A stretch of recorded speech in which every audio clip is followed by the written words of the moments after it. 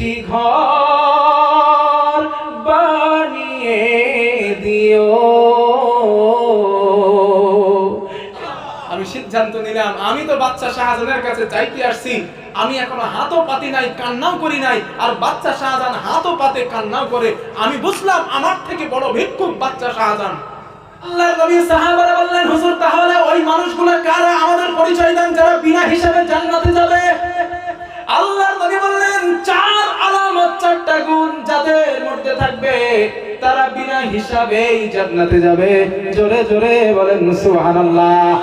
আল্লাহর নবী বলেন, এক নাম্বার আলামত, লা ইয়াতাতায়্যারুনা, যারা মঙ্গল অমঙ্গলের কোনো কিছু নির্ণয় করে না। আপনাদের দোকানে মুদিখানার দোকান আছে? মুদিখানার আপনারা কি মাল বলেন এগুলা? মুদিখানার দোকান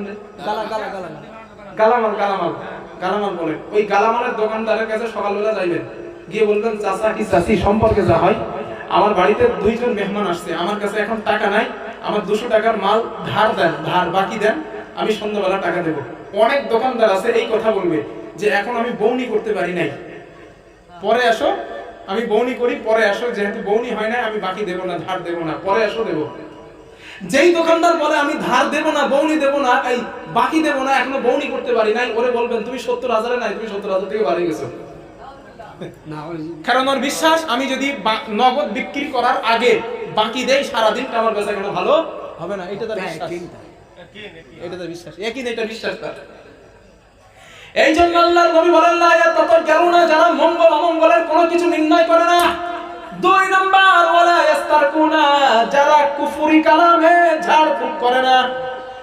কুফরি কালাম, অনেক হুজুর আছে দেখবেন কোরআনের আয়াত পড়ে ফু দেয়, কাজ হয় না বলে ইবলিস শয়তানের নাম নিয়ে ফু দেয়। কুফরি কালামে যারা ঝাড়ফুঁক করে ওরাও 70,000 থেকে বার হয়ে গেছে। বুঝতেছেন তো না?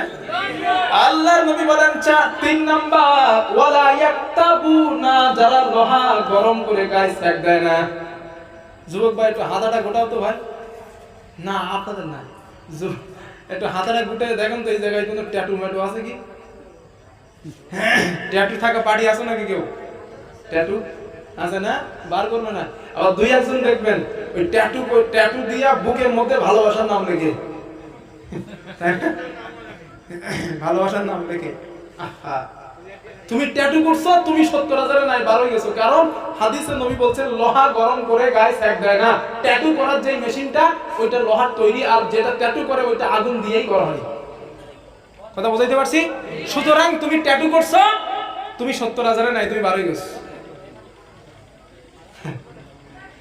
আল্লাহর নবী বলেন 4 নাম্বার, বালহুম ইয়াতাওয়াক্কালুনা আলাল্লাহ, যারা প্রতিটা মুহূর্ত আল্লাহর উপরে ভরসা করে তারা বিনা হিসাবে আল্লাহর জান্নাতে যাবে।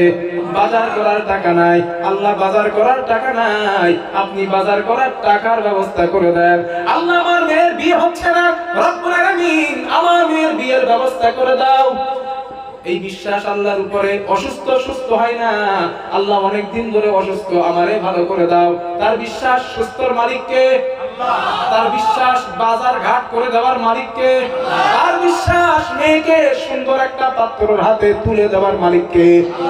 আল্লাহর নবী হাদিসে বলেছেন, তোমার পায়ের চপ্পল তো বলেন জুতার ফিতে যদি ছিঁড়ে যায়, আল্লাহর নবী বলেন তুমি আল্লাহকে বলো, আল্লাহ আমার চপ্পলের ফিতে ছিঁড়ে গিয়েছে, আমার চপ্পলের ফিতের ব্যবস্থা করে দাও।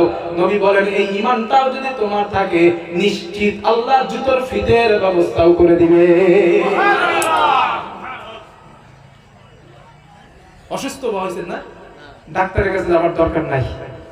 হ্যাঁ যান, ডাক্তারি করা সুন্নাত, তবে আমার পরামর্শ এটা, আপনার বাবা অসুস্থ, সুস্থ হচ্ছে না, রাতের বেলা তাহাজ্জুদের নামাজ পড়ে আল্লাহর কাছে 2 ফোঁটা চোখের পানি ফেলে কাঁদেন, আল্লাহ তুমি তো সেই আল্লাহ, ওয়াইদা মারিদতু ফাহুয়া ইয়াশফিন, আল্লাহ তুমি তো রোগ দাও, আল্লাহ তুমি তো সুস্থ করো। আমার বাবা অসুস্থ, সুস্থ করার মতো, চিকিৎসা করার মতো টাকা আমার কাছে নাই, মালিক তুমি তো রোগ দিয়েছো, তুমি সুস্থ করো, আল্লাহ আমার বাবারে তুমি ভালো করে দাও। ইয়াকিন নিয়ে, বিশ্বাস নিয়ে, এই ঈমান নিয়ে যদি রবের কাছে ডাকতে পারেন, আমার বিশ্বাস ইনশাআল্লাহ আল্লাহ আপনার বাবারে ভালো করে দেবেন। আমার বিশ্বাস, আমার ঈমান, এটা আমার ঈমান। বাজার করার টাকা নাই, কারো কাছে দ্বারস্থ হবার দরকার নাই। তাহাজ্জুদের নামাজ পড়েন, রবের কাছে চান, আল্লাহ আল্লাহুল গনি, আল্লাহ তুমি তো সব থেকে ধনী, আল্লাহ আমার বাজার করার টাকা নাই, আল্লাহ একটু ব্যবস্থা করে দেন না। দেখবেন যেখান থেকে হোক আল্লাহ আপনার টাকার ব্যবস্থা করে দেবে, যদি এই ঈমান আপনার থাকে। আমি নিজে পরীক্ষিত, নিজে পরীক্ষিত, বিশ্বাস করো ওলামায়ে কেরাম, বিশ্বাস করেন ভাই, আমি নিজে পরীক্ষিত। আমি নিজে দিল্লিতে তারাবি নামাজ পড়াতে গিয়েছি, বলছি না তাও বলি, তারাবি নামাজ পড়াতে গিয়েছি, ওষুধ খাই, আমার জ্বর ভালো হয় না। তখন আমার 13 বছর বয়স, আমি তারাবির নামাজ পড়াইতেছি এই প্রায় 13-14 বছর। আমি দিল্লিতে গিয়েছি নামাজে, জ্বর আর ভালো হয় না, সুস্থ আর হয় না, ওষুধ খাই তাও সুস্থ হয় না।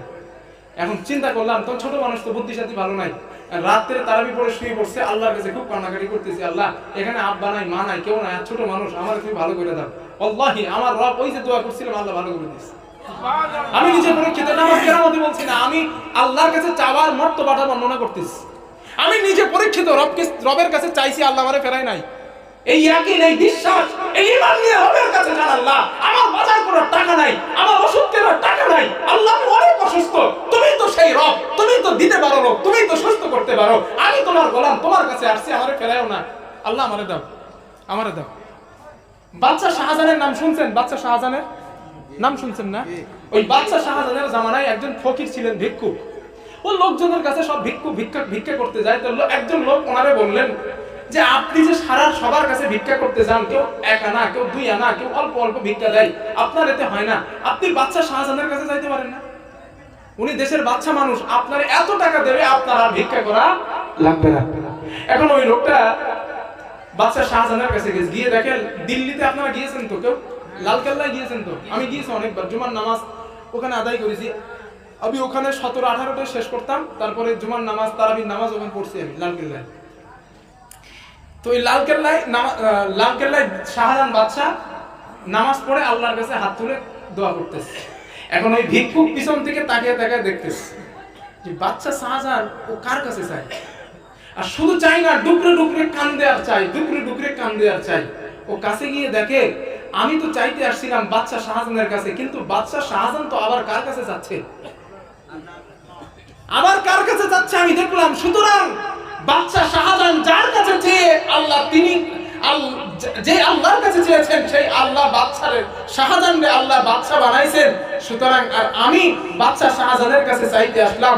আজ আমি বুঝতে পেরেছি, আমি বাদশা শাহজাহানের কাছে, দুনিয়ার কোনো বাদশার কাছে চাইবো না। বাদশা শাহজাহান যেই বাদশার কাছে চেয়েছেন, আমিও সেই বাদশার কাছে চাইবো, কারণ ওই বাদশাই পারেন বাদশা শাহজাহানের মতো আমারও বাদশা বানাইতে।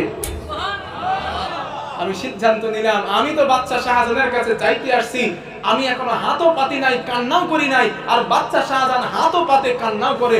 আমি বুঝলাম আমার থেকে বড় ভিক্ষুক বাদশা শাহজাহান, আমার থেকে বড় ভিক্ষুক। ও যুবক, হাসির খোরাক দেই নাই, সবক দিয়েছি, বিবেকের সবক দিয়েছি।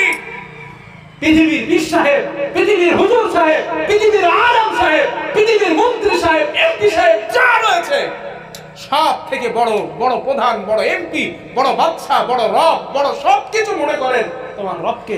যা চাওয়ার প্রয়োজন রবকে বলো, এই ঈমান তৈরি করো, ইনশাআল্লাহ আমার আল্লাহ ওগুলোকে দেওয়ার ব্যবস্থা করে দেবেন, ব্যবস্থা করে দেবেন ইনশাআল্লাহ। এই জন্য আল্লাহর নবী বলেন, লা ইয়াতাতায়্যারুনা, যারা মঙ্গল অমঙ্গলের কোনো কিছু নির্ণয় করে না, আল্লাহর নবী বলেন তারা বিনা হিসাবেই জান্নাতে যাবে। জোরে জোরে বলেন সুবহানাল্লাহ।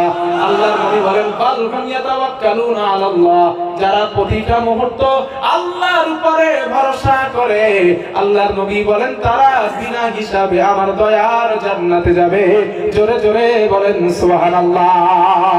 লিল্লাহি তাকবীর।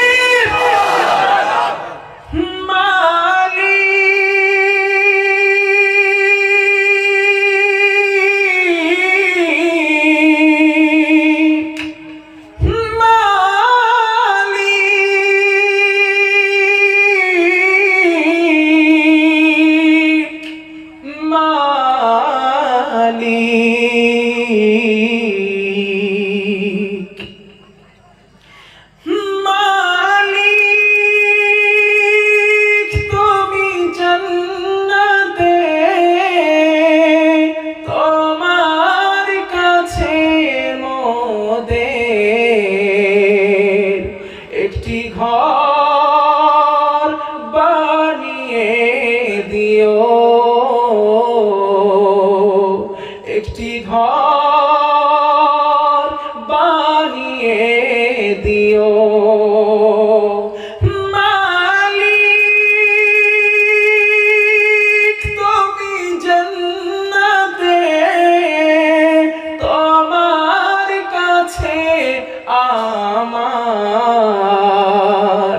একটি ঘর বানিয়ে দিও,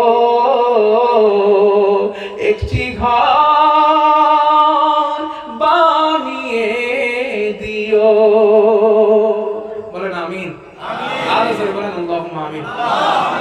তাহলে এই হাদিসগুলো থেকে আমরা জানলাম নবী আমাদের কত ভালোবাসেন, তাই তো?